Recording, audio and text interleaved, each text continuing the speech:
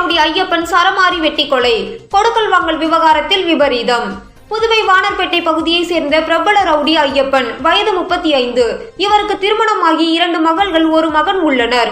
ஐயப்பன் மீது ஏற்கனவே 3 கொலை உட்பட 17 வழக்குகள் நிலுவையில் இருப்பதும் தெரிய வந்தது. இவர் மீது பல்வேறு வழக்குகள் இருப்பதால் ஊருக்குள் நுழைய புதுவை காவல்துறை 144 தடை உத்தரவு பிறப்பித்திருந்தது. இதனால் ஐயப்பன் புதுச்சேரி தமிழக மாநில எல்லை பகுதியில் வசித்து வந்ததாக தெரிகிறது. மேலும் விபச்சார வழக்கில் கைது செய்யப்பட்ட ஐயப்பன் சில மாதங்களுக்கு முன் ஜாமீனில் வெளியே வந்தார். மேலும் ஐயப்பன் சில ஆண்டுகளாக அடிதடியில் ஈடுபடாமல் வட்டிக்கு பணம் கொடுக்கும் தொழில் செய்து வந்ததாக கூறப்படுகிறது.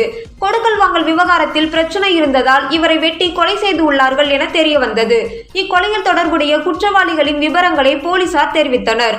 சந்துரு, மேட்டுத்தெரு, கருவடிக்குப்பம், முத்துக்குமார், குறும்பேட், புதுச்சேரி, குப்புசாமி, சத்யாநகர், சின்னக்கோட்டைக்குப்பம், விவேக், சானாரப்பேட்டை, மேட்டுப்பாளையம், புதுச்சேரி, சூர்யா என்கிற புஷ்பநாதன், சின்னக்கோட்டைக்குப்பம், கரிய அஜித் என்கிற தனசேகர், கருவடிக்குப்பம், ராஜேஷ், பாரதிதாசன் ஸ்ட்ரீட், முத்துப்பாளையம், புதுச்சேரி ஆகியோர் இந்த கொலையில் சம்பந்தப்பட்டு உள்ளதாக காவல்துறையினர் தெரிவித்தனர்.